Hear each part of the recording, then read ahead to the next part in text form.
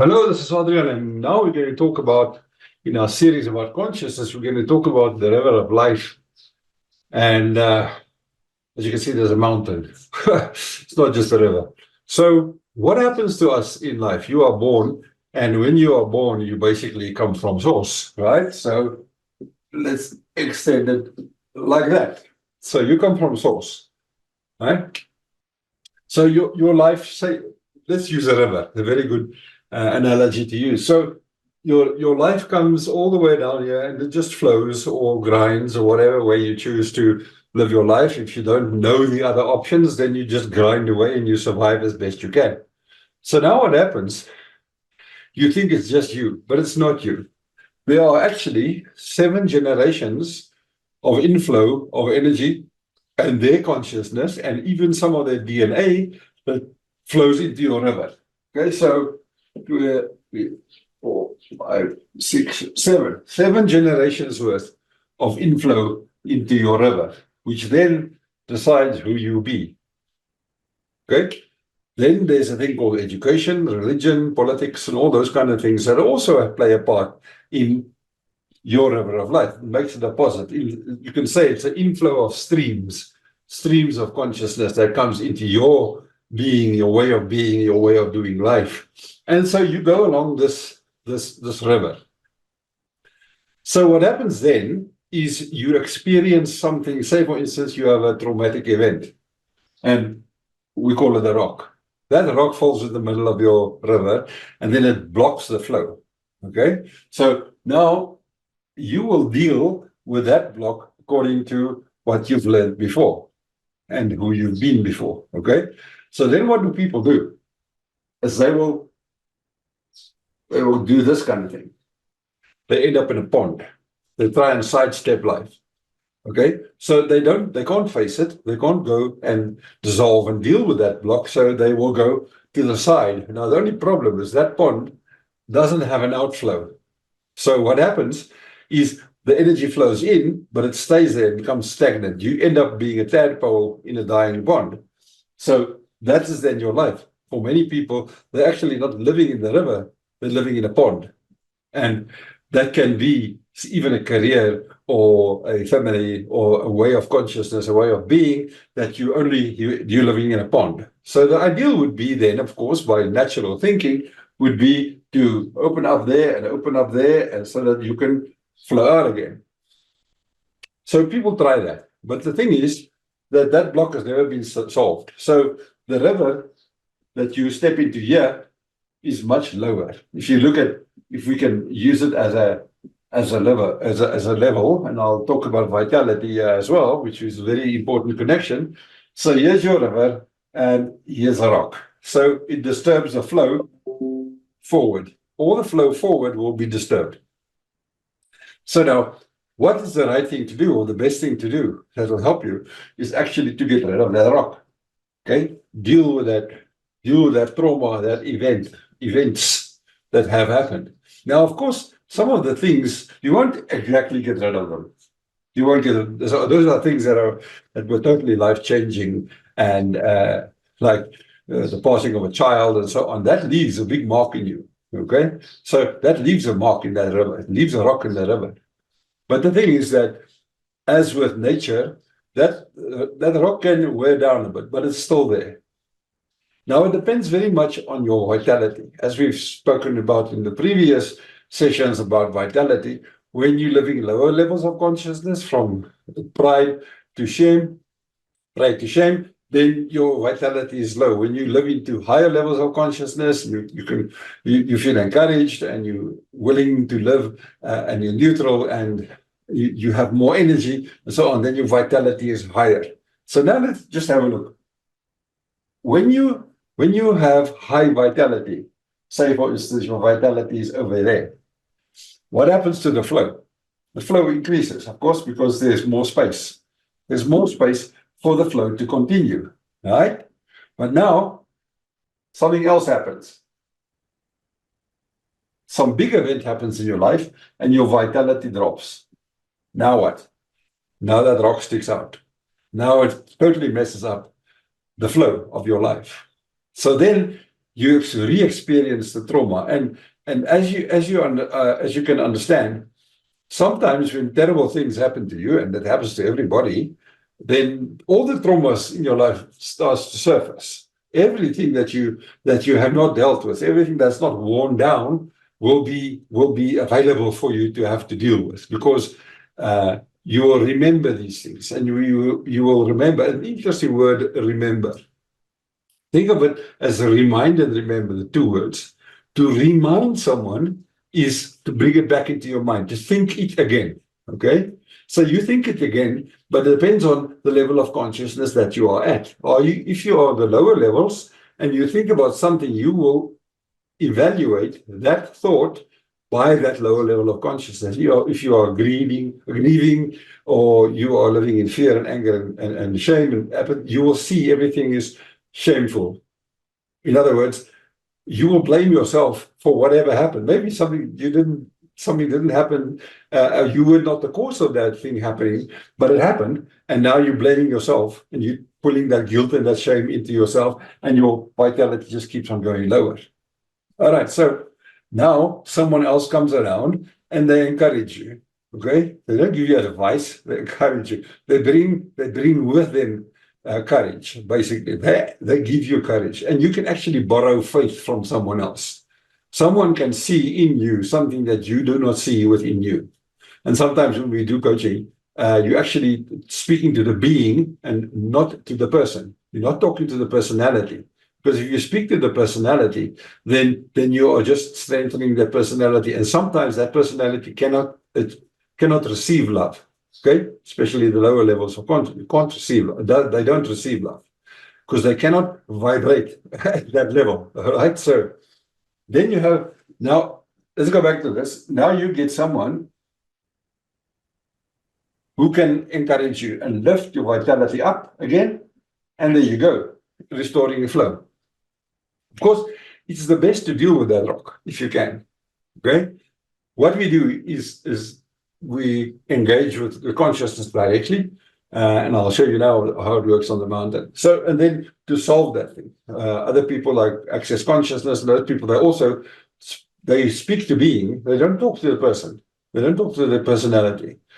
And then by doing that, you're actually activating higher levels of consciousness, higher levels of being. And from that higher levels of being, of course, you lift the vitality of the person, and they can overcome and sometimes actually dissolve that memory. I've seen that happen where people come in and they've got massive rocks, and by the end of session 4, 5, or 6, the rock is gone. In fact, they don't even remember. They can't remember what's happening and what happened. And I've heard quite a few people talking about this. Like, people come in for a session, and then after the session, the people say, I can't remember why I'm here. Because, and there's a thing in scripture where it goes into forgetfulness. It goes away. You're not that person anymore. You become a different being. And from that different being, you can now create your life again, because you're not being that person that has been traumatized anymore. It is astounding to watch that happen, and it happens very quickly, amazingly. Of course, I can't explain it, and some of the other people can also not explain it. This is divine stuff. This is really being born again kind of thing. All right. So now we have the river, and here's the rock, and you've been in the pond on the side, and you decide you have to go back. So the thing is, you have to go back that way and go deal with that rock, so that you can restore the flow in your life, and you can become the creator of your own life again. All right. So where does the mountain come in? Most people, let me just change something here. Just a moment.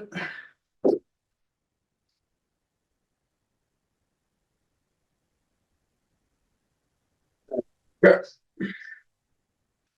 So here's the mountain. Now, interesting, this mountain, you have a thing called stations and states. Okay? A station is your default station to which you will always return at the end of the day. Be that lower levels of consciousness, pride, grief, sadness, whatever. And you get people who perpetually live in that state. They never get out of it. I had a client once that was perpetually living in grief. And even the good things that would happen to her, she would always find something to be sad about. And it was amazing to watch that happen. And as we worked and we spoke directly to the consciousness itself, the being, then she would lift up. But again, she was in that state of grief for, I guess, 40 years. So it was very difficult for her to then lift out. I don't know what's happened to her since, but she was a grievous person. She was living totally in grief, and that's quite sad to see. Also, when you get people who are NARC survivors or they were discarded by NARCs, they can get stuck in that lower level of consciousness of greed and shame and guilt, and they will get stuck and they will stay there. I had a client once that was actually more a friend, and every conversation started with the idea that it always went about the principle, the idea that her husband dumped her 30 years ago. Every conversation had that in. And I realized that she totally stuck there, and she was not interested in coming out of that because it made a good story. It gave her something, it gave her an identity. And that identity could not be shifted because it gave her it validated her idea of who she was. And some people live there and forever. They live there. That's the state that they live in. And then, unfortunately, you have to walk away because there's no way that you will be able to help that person to like get to the place where they can start reinventing themselves, because all they're doing really is they're down in that lower level of consciousness, which I call narcotras. When they live down there, all they do is move the furniture, but they stay down there. They buy new furniture and they get new curtains, but it's still the same place. And they never outgrow that. And you can see that in their lives. They become unfortunate, they lose things.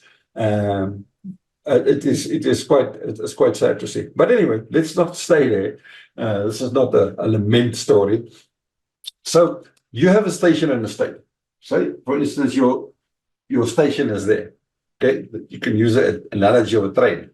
So now you can go and you meander from your station. You can go up and you can have a very joyous experience. You go out in nature and you enjoy the trip. You see wonderful things. You feel very good. You have a good party, and you're so fantastic. You go to a workshop. You dance on the tables. You like raw, and life is so fantastic. Monday morning, you come back from the workshop. You're back at your station. You haven't moved yet. So the idea is to swap stations, get yourself into a higher level of station, so that you can then establish your station maybe over there in the higher states of consciousness. But again, here's the barrier. You remember the barrier called courage. Now, courage is also a thing where you can experience grace. That is unfavored, unmerited favor. And unmerited doesn't mean you don't deserve it. It means you didn't pay for it. You don't actually you don't do anything to get grace, because grace comes right from the top of the mountain. Right? So and when you see graceful people, it's fantastic to watch them. They flow through life in amazing ways. And there aren't many of them, but I know a few of them. They are so graceful, and like it is fantastic to be around these people, okay? Because they just exude and they like extend love and acceptance and joy, and it just comes from them. There's no circumstance that's gonna buckle them. So they have a very high station in life. And the station is not a station as in status, it is just the station on their track. So now, how do you now get to there? Okay, most people try and work their way up, through the levels, and they fight and they climb the mountain and they fight the good fight, but their station is still down here. So they will very quickly fall back to that old station. They won't go up. And you need to break the courage barrier, or you can, and this is very powerful. You can go there. I call it flights. You can take a person, and I'm not going to use a name, but she was in a narcissistic relationship for, I think, about 4 years or so. And she came out broken, as in broken. And what happened is nobody could help her. And she was just sad and unhappy. And really, when the first few meetings we had was really sad to see. And at the end of the day, well, 3 months later, I took her there every week through energy work, consciousness work, directly connecting to being. We took her there so that she could see. She could see a future, because down here you can't see a future. There's no future. There's nothing to see. There's only misery to see. So what she could see from up here is a river. And she could see where the blocks were. She could see where the rocks were. So what happens then is you go from there directly to that block and you dissolve it. When you dissolve that block, what happens then is the energy is restored, the flow is restored in that person, and that thing goes into forgetfulness. It becomes a memory of the soul. So it's just something that was there. It was something that happened, but it has no charge in him. It's chargeless. It's neutral, because in higher consciousness, it's neutral. There is no charge, no meaning to that anymore. You can still remember it for sure, but it does not affect your life anymore. So this particular young woman was. 3 months later, she was enrolling in university, and I know she now must be about 2 years later or so. I saw on Facebook that she is now in a new relationship, and she looks very, very happy. And of course, you don't know what the guy is about, but one will see. So the amazing thing about this is when you can go up to the top of the mountain and you can see your life, you can look at your river. And the river actually looks very interesting. It always has the same components. And I didn't make this up. This is something that was downloaded. If you look at the river, on the left-hand side is a forest. On the right-hand side is a flat area. And then there's a mountain. Now, so as you go up and you look down on your river, you can see. Then you can engage. You can strategically engage. There are two types of engagement. You can strategically engage, and you can fully engage with the thing that you need to engage because you understand and you know what it is. You know what it is. So now you can go and deal with that thing. Okay, so that is go, and then you can see. Okay, it's all energy work. So you can see the flow being restored into that person's life, and just what's happening. Sometimes we go into the forest for certain things, and nothing is ever the same. You go into the forest, you go look there, and you can find things there. And then on the right-hand side, you can see sometimes there are things popping up and things that you have to deal with. And then, of course, you can go there. You take the path, you get out of the river, and you go and walk there, and you can deal with it because now you're dealing with the consciousness of that thing and not the thing itself. So now you can actually change the consciousness. As we know, there's no time. There's no time really when you work with this. So you can go back, and we know that from healing generational wounds. You can go back and you can heal that generational wound which showing up there in the valley. You can actually heal it and then restore backwards because there's no time. It sounds a bit weird, but that's exactly how it works. So then again, it restores flow, and it increases flow of the person's life. It's fantastic to watch this happen and to be allowed to do this work. I mean, it's quite fantastic to see this kind of thing happening. So, but the thing is not about what I do, it's about what happens. It's about what happens when a person can deal with the blocks and the rocks in their lives. Even if it's generational, even if it's stuff that comes from previous lifetimes or whatever, you can deal with that rock. And then you can solve it and you can dissolve it. And then this restores the flow. Sometimes you can actually, one person has actually said that one of the rivers stopped flowing. So they healed that wound. They healed that thing that came into their lives. And sometimes what I found is that when you have a block, and I call it wall, And that's usually to do with prosperity, enjoying prosperity. There's a dam wall there, and someone put it there. Maybe you didn't put it there, but it only lets through a certain trickle. It's still a wall, and someone is controlling that tap. And it's usually, by the time you, whatever age you are, that's a 7-year-old who controls that tap, because you're not worthy of being prosperous, you're not worthy of being good enough, or whatever. All those things step together, and that creates a dam wall. And there's only a little trickle out of that dam wall for you to deal with. So what is the idea? That you get rid of that dam wall. It's not deal with it or open the taps more, or what, you get rid of it. And that is where you have to heal a belief. And that belief is usually comes to you in the form of a program. And that program was installed by the time you were 7 years old.